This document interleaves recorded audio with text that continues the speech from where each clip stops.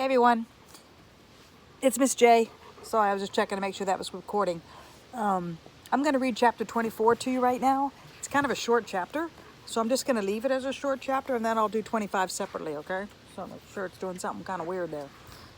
See Baby Yoda? I got him joining us. All right, here we go, chapter 24.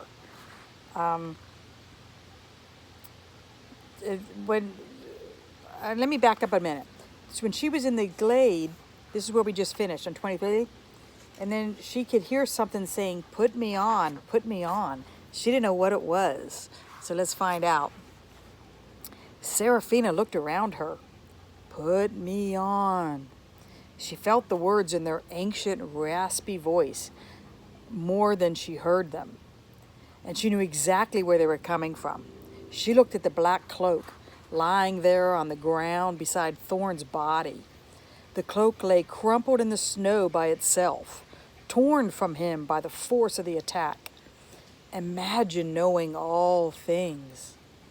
"Shut up," she told the cloak, her words spitting out of her like she was reprimanding an uppity rat she'd captured. Imagine being able to do anything you wanted to do. She gritted her teeth and snarled at it.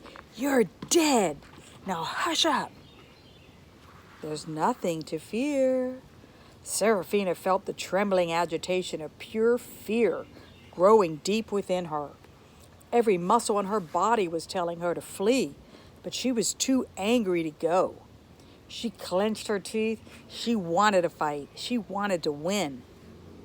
"Put me on," the raspy voice came again. She looked at that cloak. It was the cloak of power, the cloak of knowing. She felt an overwhelming desire to touch it. She wanted to hold it in her hands. She could feel it using its power to draw her in, and she didn't care. She wanted the power.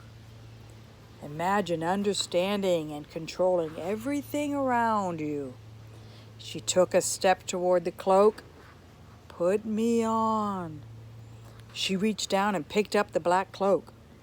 The satin material reflected the sheen of the moonlight as she turned it over in her hands. Despite the running through the thickets, the flying through the forest, and the battle with the mountain lion, the cloak wasn't torn or dirtied in any way. She examined the cloak carefully, looking for any sign or symbol of the power that it contained. As she moved the material through her hands, it didn't feel like a normal piece of clothing, but like a living, pulsing thing, like holding a giant snake. "Put me on," the cloak said again in its low, raspy voice. She looked at the cloak's silver clasp, which was engraved with an intricate design, a tight bundle of twisting vines and thorns. When she held the clasp in the moonlight in just the right way, she could see the image of tiny faces behind the thorns. I'm gonna let that airplane pass over. She didn't know what it meant. It felt like she didn't know what anything meant anymore.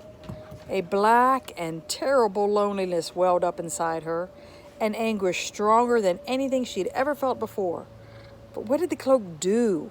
How did it work? Did it really give its master the blessing of profound knowledge? Could it answer the questions that stormed through her mind? "You will become all-knowing, all-powerful," the cloak whispered.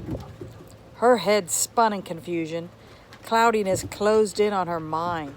She was unable to control herself. Her fingers grasped, her arms moved, and she began pulling the cloak around her. Drawn in by its powerful spell, she draped the black cloak over her back and shoulders, just for a brief moment, to see what would happen. She only wanted to wear it for a few seconds, just long enough to see how it felt. And as she pulled on the cloak, it spoke to her once more. "Welcome, Serafina. I'm not going to hurt you, child." That's the end of chapter 24. All right, we'll be right back.